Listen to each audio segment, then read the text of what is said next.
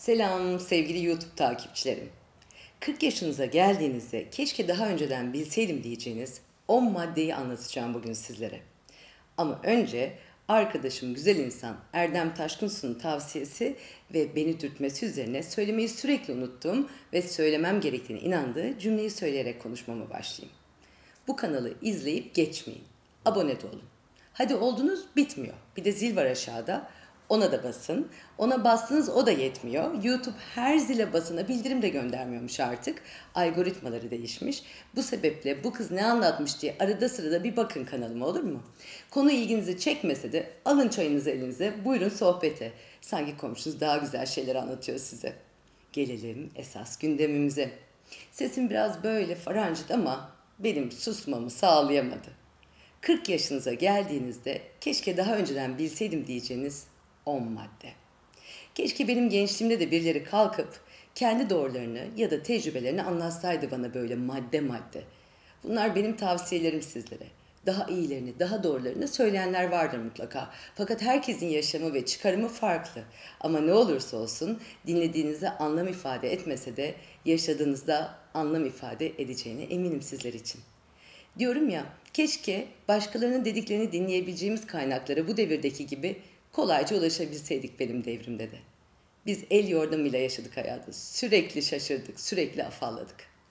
Hadi bakalım, hazırsanız gelelim birinci maddeye. Sakın ha sakın küçük şeyler hakkında endişelenmeyin. Sıradaki Teşekkürüm Bana Yanlış Yapanları adlı ilk kitabımda bir deneme yazım vardı. Küçük şeyler başlığı altında. Bir bölümü şöyleydi. Sıcak ekmek ucunun verdiği hazzı vermiyor artık hiçbir adı havalı yiyecek. Pancake, chai tea latte falan hikaye yani. Küçük şeylerden mutlu olurduk biz zamanında. Babam bizi uçak izlemeye götürdü Yeşilköy'e. Nadiren uçak inerdi o zamanlar oralara. Biz altından geçmeye çalışırdık tam inerken onlar. Kulaklarımızı tıkayarak. Kaçırırsak yarım saat daha beklerdik en az. Çıt çıkarmazdık.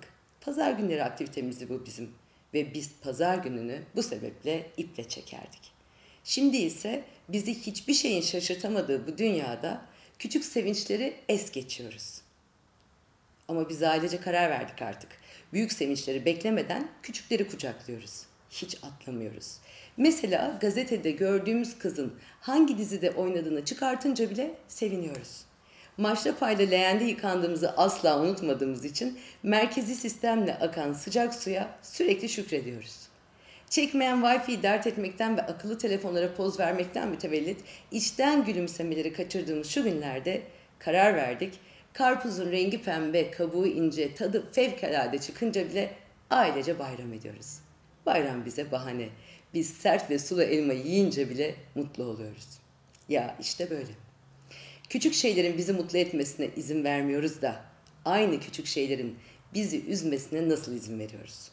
Bir ruha bu kadar yanlış yapılmaz ki. Emin olun küçücük şeyler var yaşandığında çok büyükmüş gibi gelen.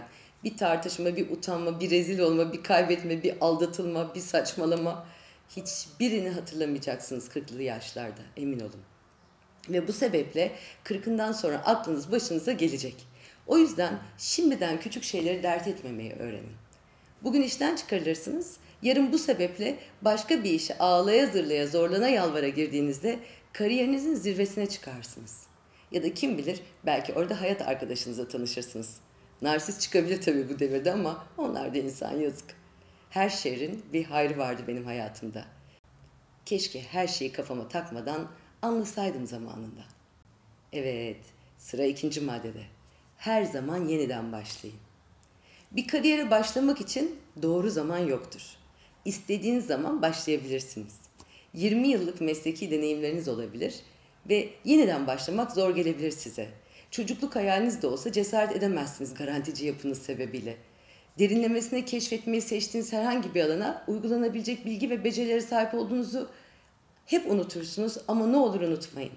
Nereden başladığınız da hiç önemli değildir. Adım atar atmaz sonsuz fırsatlarla karşılaşırsınız, emin olun. Bilir misiniz? Kuş türleri arasında en uzun ömre sahip olanlardan biri kartallardır ve genellikle 70 yaşına kadar yaşarlar. Ama bu onlar için kolay bir süreç değildir. Çünkü 40 yaşındayken ciddi bir karar vermek zorunda kalırlar. Çünkü o yaşlarda pençeleri sertleşir ve avını kavrayamaz duruma gelir.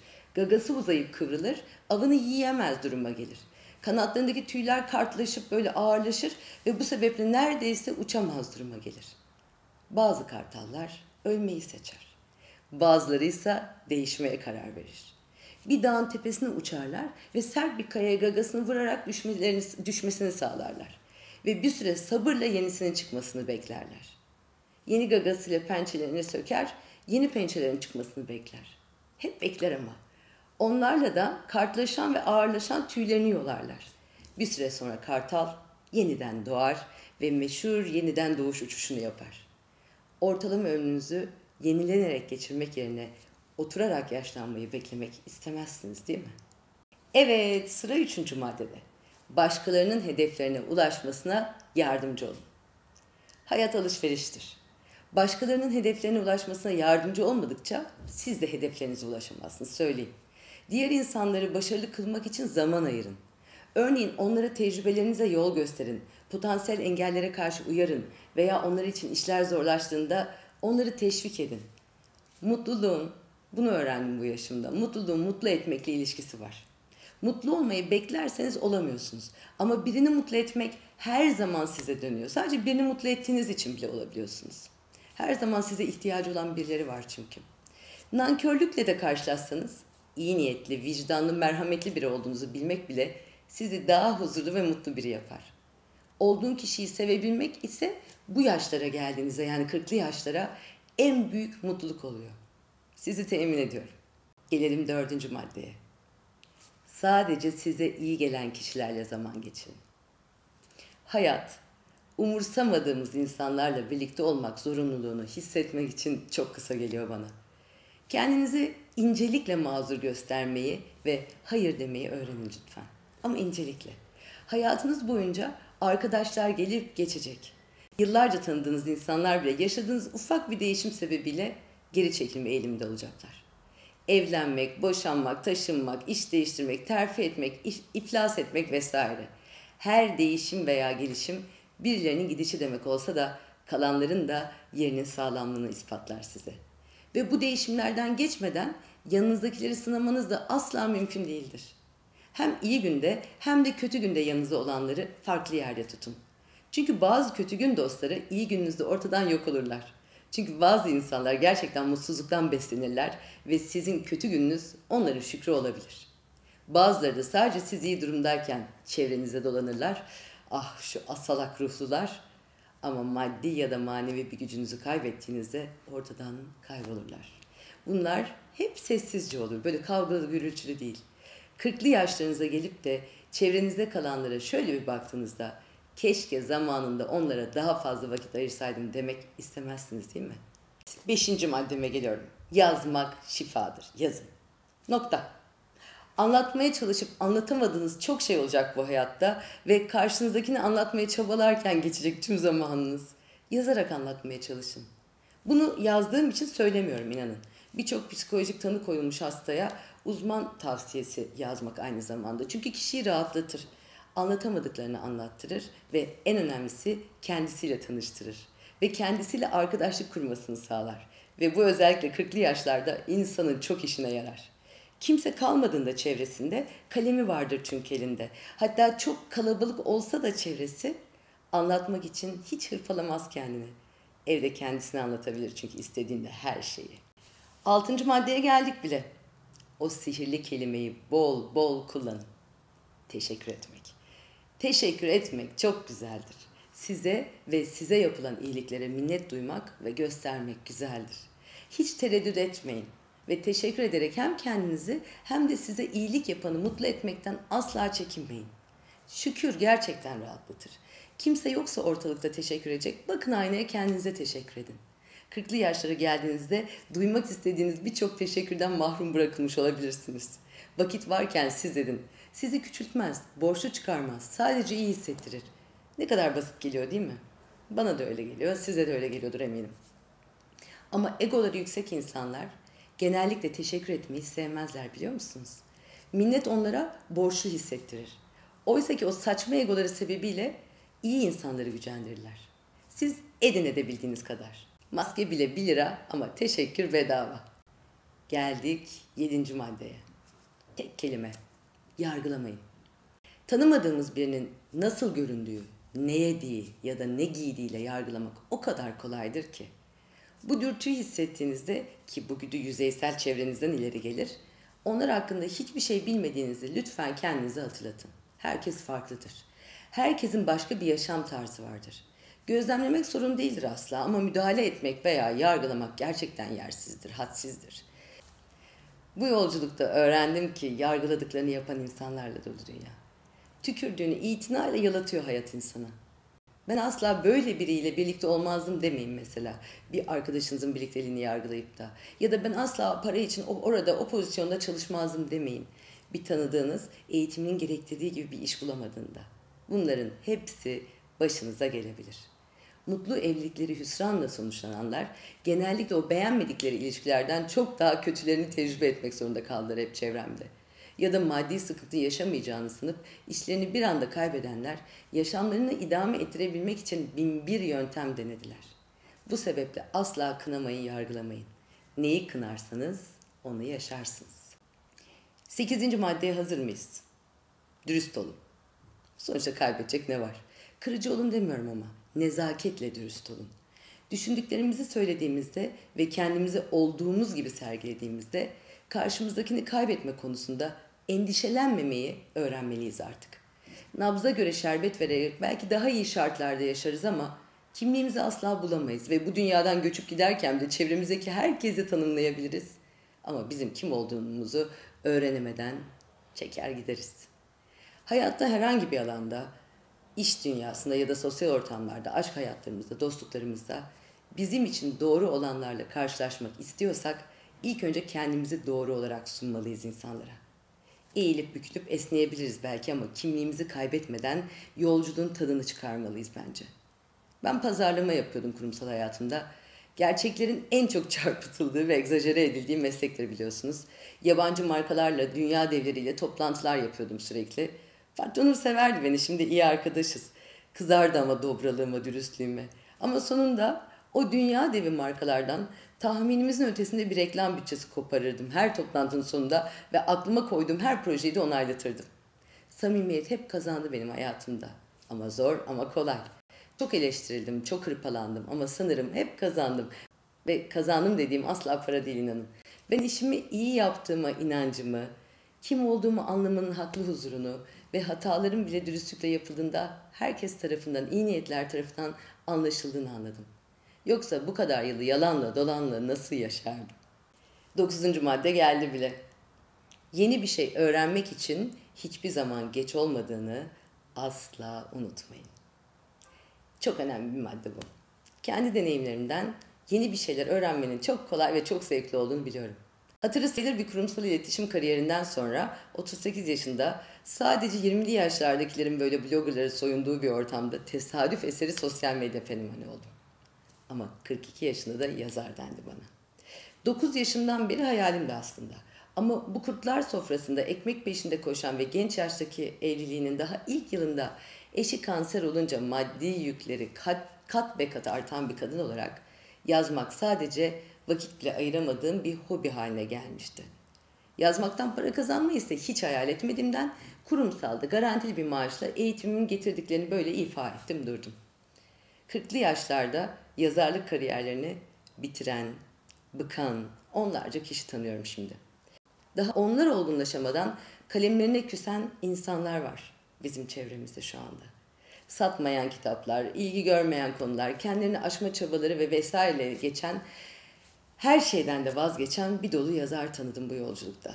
Oysa ki ben 42 yaşımda ilk yayın evi tecrübemde atarlı bir editörün karşısına oturmuştum ve bilmem neden fütursuzca azarlanıyordum. Onlarca yüzlerce kişilik ekipler yönetip yabancı markalarla çalışıp projeleriyle dünya çapında ödüller almış bir kadın sosyal medyada hasbelkader yemekleriyle maskeleriyle isim yapınca ve kendisine bir yayın evinden teklif gelince baş editör tabii ki çok da kale almadı beni. İmlam için, oku bitmek bilmeyen cümlelerim için, devrik cümlelerim için, kitabımın adı uzun olduğu için, evde kendi çekmemi söyledikleri kapak fotoğraflarımı beğenmedikleri için azarlanıp durdum. Stajyer gibiydim ama o dünyada. Ama başlamanın ve sabretmenin kadrini bilen bir stajyer. Bu fırsatı bana ne be ver yazarımı eve gidiyorum diyerek tepemezdim. İncinen egoma şşt ses çıkarma dedim. Çocukluk hayalimde bu. Bir atarlı editör sebebiyle vazgeçemezdim hayalimden. İlk baskı 2000 adetti hiç unutmuyorum. Ne zaman gelir yeni baskı talebi diye merak ettim sordum. O editör ilk defa gülümsedi bana ve dedi ki 2000 adet satsın da düşünürüz hiç gelmeyebilir. Bunlar bile tükenmeyebilir. Bana aracı olan çok sevdikleri yazarı kıramadıkları için orada olduğum belliydi. Adını vermeyeceğim o yazarın çünkü ben ona saygıda kusur etmediğim halde, her daim minnet duyduğum halde, onu çok sevdiğim halde sanırım bana yaptığı aracılık beklediğinden fazla olunca yenildi insanlığın ilkel güdülerine ve hiçbir açıklama yapmadan beni hayatından çıkardı. İşte böyle çıkıyor bu yaşta insanlar hayatınızdan. Yine de borçluyum ömür boyu ona ve keşke beni her hayatından çıkaran benim hayalimi gerçekleştirip de çıkmış olsa. Neyse ben ilk kitabım bir adet bile basılsa bandrollü kitabımı evimde en güzel köşeye gurur sebebim olarak yerleştirecektim. Belki böyle ışıklı çerçevelerle falan gelene gidene gösterecektim. Hatta istemedikleri halde zorla her gelene imzalı kitabımı hediye edecektim.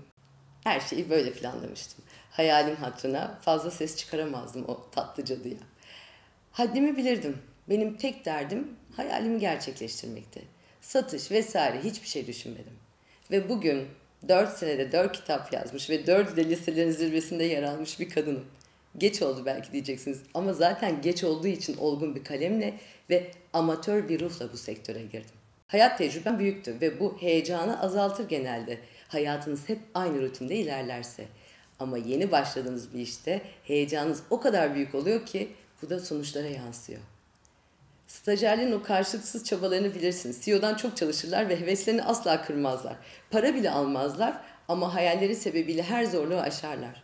Bu sebeple 4. kitabımda transfer teklifleri havalarda uçuşurken bile editörüm ve yayın evimin güzel sahibesiyle evde böyle yazarken kurduğum güzel bir cümle olduğunda hemen paylaşıyorum WhatsApp'tan. Başı okşanmış çocuklar gibi hissediyorum olumlu bir yorum geldiğinde onlardan. İyi ki bu yaşta yazar oldum. Valla tadını çıkarıyorum ve bu işi az bilmek bana genç hissettiriyor. Dinamik hissettiriyor, azmimi artırıyor. Bu yaşta otomatiğe bağlanmalıydı kitaplarım, cümlelerim ama ben daha hayalleri için çabalayan bir stajyerim.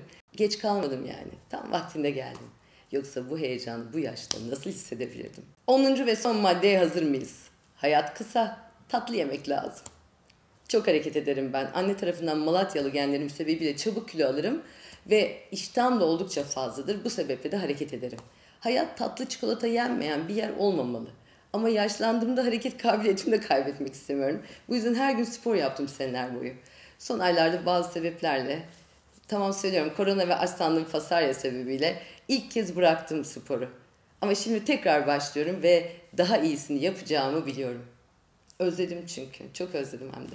Ama bu kadar sporun amacı benim için manken gibi falan olmak değil. İstediğim kadar dondurma ve çikolata yiyebilmek. Bazı şeylerin tadını almadan, tadını çıkarmadan zargana gibi göçüp gitsem ne olur bu dünyadan?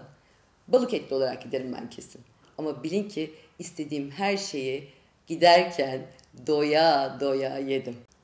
Öpüyorum o güzel yüreklerinizi. Yorum falan yapın da biraz sevinsin şu fani.